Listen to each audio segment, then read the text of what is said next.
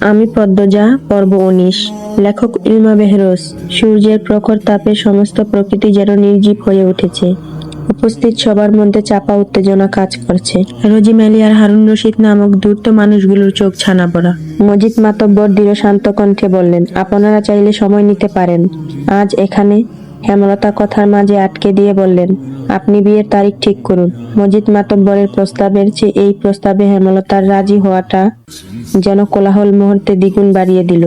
পদ্মজা হতবাক, বিস্ময় কিংকর্তব্য বিমূঢ়। মোর্শেদ চোখ বড় করে হেমলতার দিকে দৃষ্টিপাত করলেন। আশপাশ থেকে ফিসফিসানি ভেসে আসছে। মজিদ মাতব্বর মৃদু হাসলেন, আনন্দের সঙ্গে সবাইকে নিমন্ত্রণ করলেন। আগামী শুক্রবার আমার ছেলের সঙ্গে মোর্শেদের বড় মেয়ের বিবাহ। আপনাদের সবার নিমন্ত্রণ রইল। কথা শেষ করে হেমলতার দিকে তাকিয়ে প্রশ্ন করলেন, দিন তারিখ ঠিক আছে? হেমলতা সম্মতি জানালেন। মোর্শেদ অবাকের চরম পর্যায়ে। কোনো কথা আসছে না মুখে। পদ্মজা ডুব গেলে ব্যাপারটা হজম করে নিল। মহিবের সঙ্গে যখন তার বিয়ের আলোচনা হলো, তখন সে ভারী অবাক হয়েছিল। লিখন শাহ নামে একটা মানুষকে মনে পড়েছিল।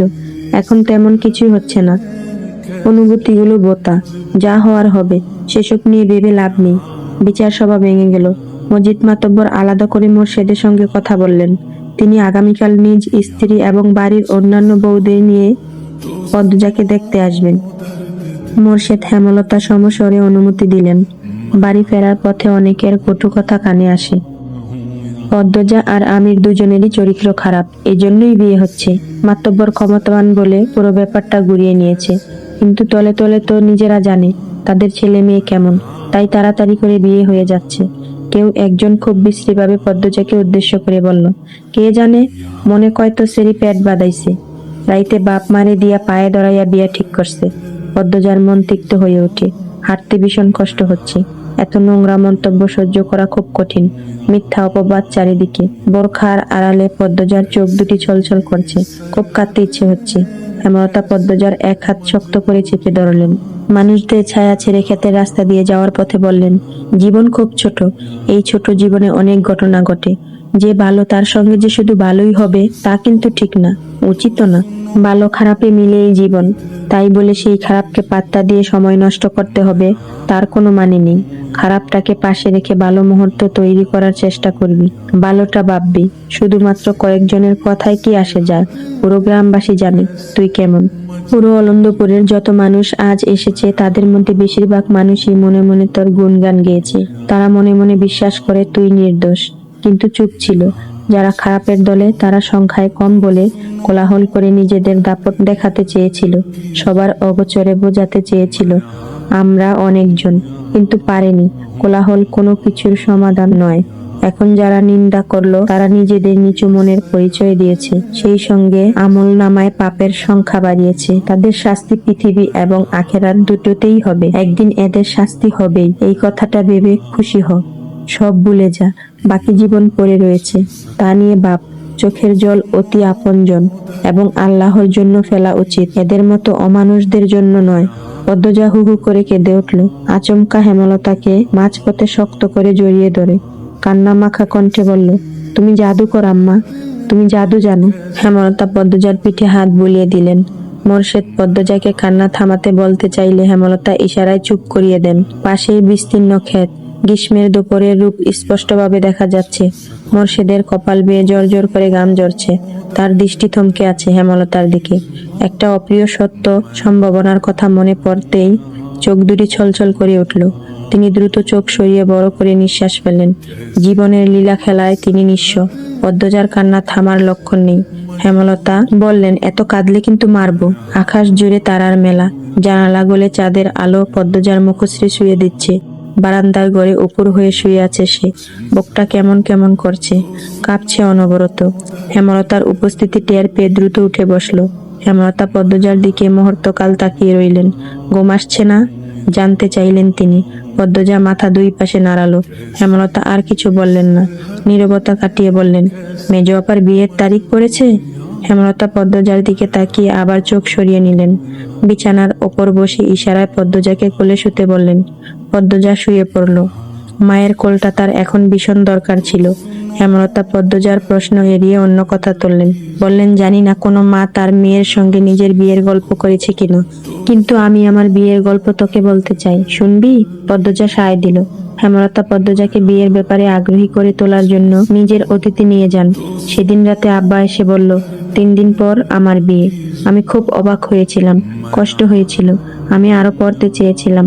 এরপর শুনলাম যার সঙ্গে আমার বিয়ে হচ্ছে তার পড়াশোনা নেই, জ্ঞানও যথেষ্ট কম, রাগচটা লোক। এসব তথ্য জেনে রাগ কিংবা মন খারাপ কিছুই হয়নি, ভয় হয়েছিল। না জানি কেমন হবে সংসার।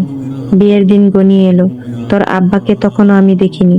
বিয়ের দিন আয়নায় প্রথম দেখি, কালো একটা মুখ, চোখ দুটি গভীর। কখনো না দেখা মানুষটাকে প্রথম দেখেই মনে হয় আমার সবচেয়ে আপন একজন মানুষ।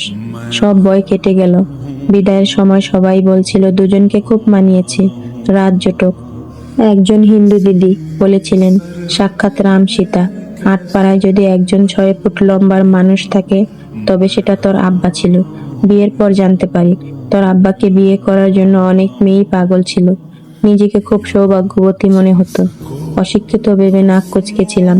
সেই আমি তোর আব্বার জন্য দিনকে রাত, রাতকে দিন মানতে রাজি ছিলাম। তোর আব্বার প্রতি এতটাই ভালোবাসার সৃষ্টি হয়েছিল, যদি ছুরি নিয়ে রক্তের আবদার করত আমি আমার বুক পেতে দিতাম। পদ্মজা মাঝপথে আটকে দিয়ে বলল, তাও তো আব্বা তোমাকে ভালোবাসেনি। হেমলতা হাসি উজ্জ্বল মুখটা সঙ্গে সঙ্গে নিভে গেল। তিনি এলোমেলো দৃষ্টিতে দূরের দিকে চেয়ে বললেন, তাকে বিয়ে করতে বাধ্য করা হয়েছিল। পদ্মজা চুপ করে রইল। হেমলতাও নিশ্চুপ। দরজার পাশে মোর্শেদ বসে বিড়ি ফুঁকছিলেন। হেমলতার প্রতিটি কথা বুড়ো হয়ে যাওয়া মনটাকে দুমড়ে মুচড়ে দেয়। তিনি বিড়ি নিয়ে বেরিয়ে যান চৌরাস্তার উদ্দেশ্যে। চৌরাস্তার পাশে একটা বড় ব্রিজ আছে, ওখানে দক্ষিণা হাওয়ার তীব্রতা খুব। সেখানে এসে দাঁড়ান। ফেলে আসা জীবনের প্রতিটি পদক্ষেপ চোখ বুজে মনে করার চেষ্টা করেন। বেশ কিছুক্ষণ পর পদ্মজা বলল, আম্মা, প্রতিজ্ঞা করেছিলাম আর প্রশ্ন করব না, তবুও বলবো একদিন। পদ্মজা নিশ্চুপ হয়ে গেল।